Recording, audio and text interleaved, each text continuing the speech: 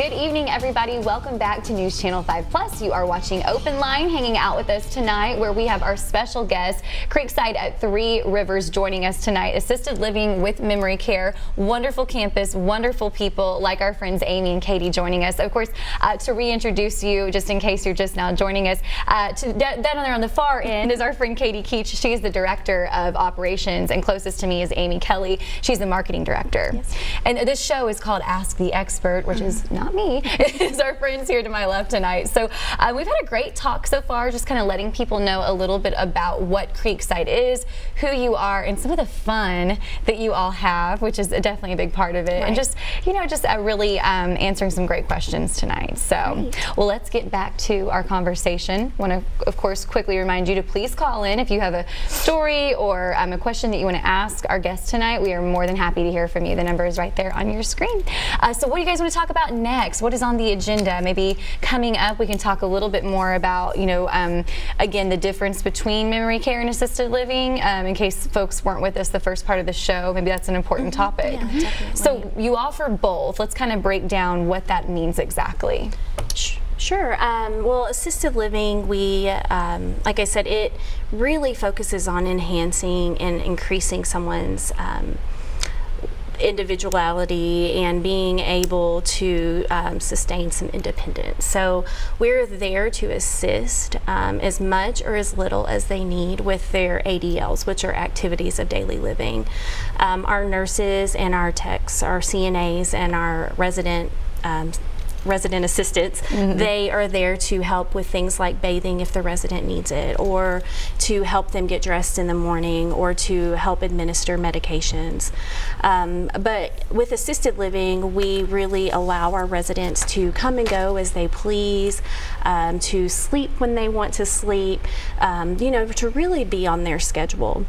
With memory care, there is a lot more structure with memory care. It is a secured environment. We like to call those areas neighborhoods. At Creekside, we have two different types of neighborhoods. We have our reflections and our villas. And they are just very intimate, small neighborhoods that we try to keep them small because it is easier for someone with memory issues to be in a smaller setting and to have the nurses available for them as they need it. And of course, with memory care, we anticipate that they need a higher level of care, so we're there to support them as much as they need.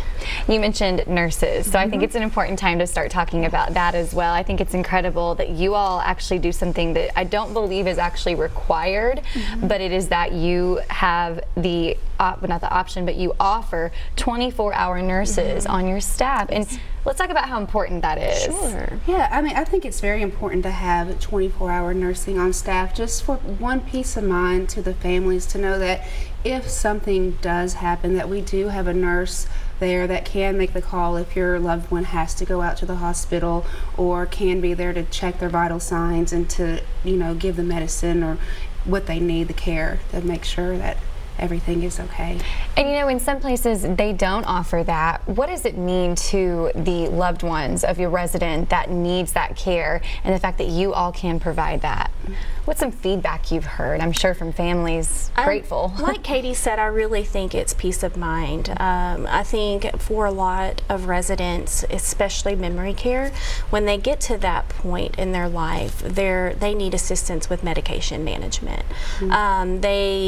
Maybe they have congestive heart failure, or they have COPD and they're on oxygen, and the families have been worried. They've been at home living by themselves and they're worried about their well-being, and so just having them in a setting where a nurse is always available is just peace of mind, not only for the family but for the resident. I know I told you earlier with my grandfather, he has COPD and is on oxygen, and it has just been a huge sense of relief for him to know that he has someone he can call that's not 911, that he can call to get help. Yes, exactly. So we have another caller to get here tonight. I believe we have Jane on line 4. Hi, Jane. You are on Open Line. Hi. I'm calling from the perspective of a child of a parent who was in a facility in another state, and in one of the more progressive states, and she was originally independent care or independent living, and then she needed assisted living, and then eventually she was in memory care. This was all the same facility.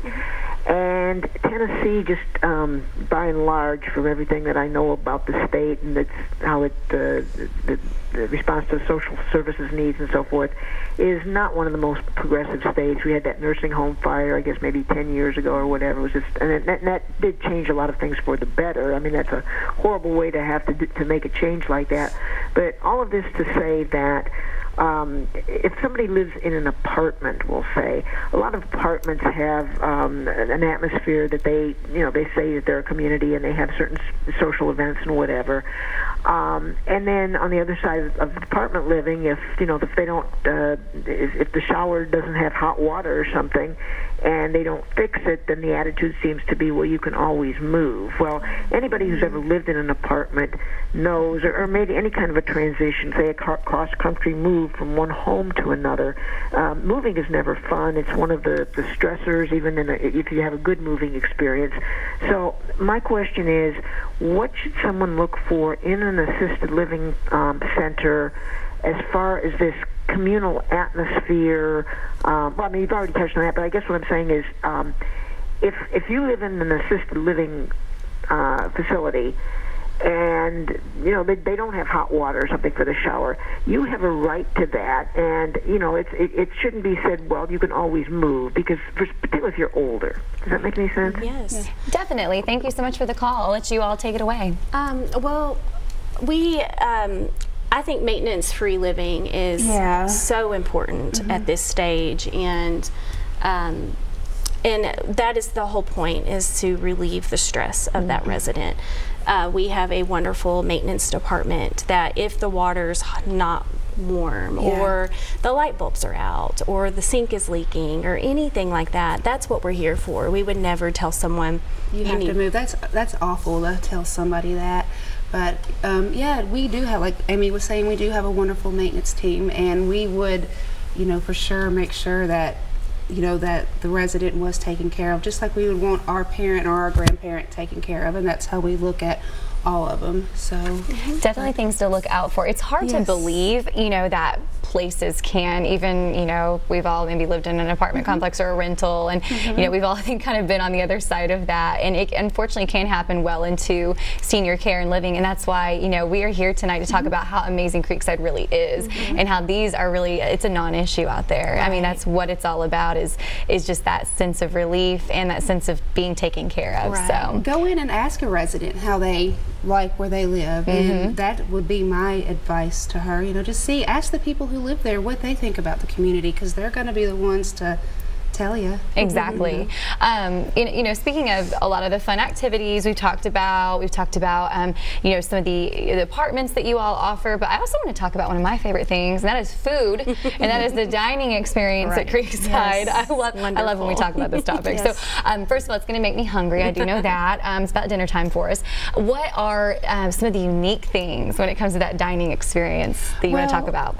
That's a great question. At Creekside, it's truly, food makes everybody happy, and when you come in, everybody has their likes and their dislikes of what they like, and if somebody wants, if a resident wants soup and a grilled cheese every day, well then that's what they're going to get. We're going to try to encourage for them to have some fruits and vegetables, but it's truly catered to what that individual resident wants. If they don't like what we have offered, we usually have 2 meats and then the sides.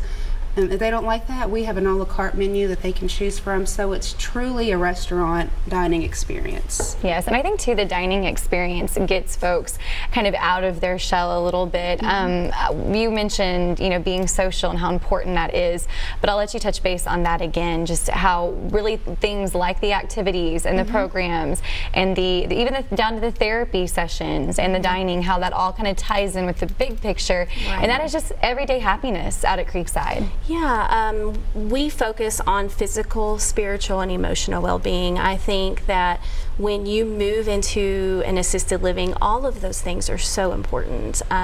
When it comes to activities, looking at the activities calendar, like I mentioned earlier, you can look at Creekside's Facebook page and see all of the wonderful things we have going on to keep our residents busy.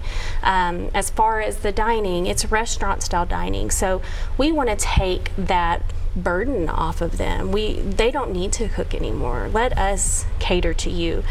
So go sit at your table. Let us come up and take your order and bring you your food and your drinks and refill your drinks. You don't have to move except to go back to an activity, you know. And then as far as therapy, we do have in-house therapy with Fox Therapy. So we are able to bring those residents to a therapy gym if they need that, and it's billed through insurance to get that extra physical or occupational. If they're having difficulties with getting their shirt on, we can send them there to help, you know, figure out what techniques can we use to get your shirt back on without you struggling. And then as far as activities and outings, we do a lot of fun things like going to eat and going shopping and going to plays and things like that. So it's so important for them to be involved. And of course, they don't have to be involved. They can sit in their apartment all day if they want to. If it's a rainy day like today, you know, they may want to stay in their apartment all day, but we encourage them to come out. All right, we got much more to get to with our friends Katie and Amy of Creekside. We'll keep it right here on News Channel 5 Plus for a quick break, but we'll be right back.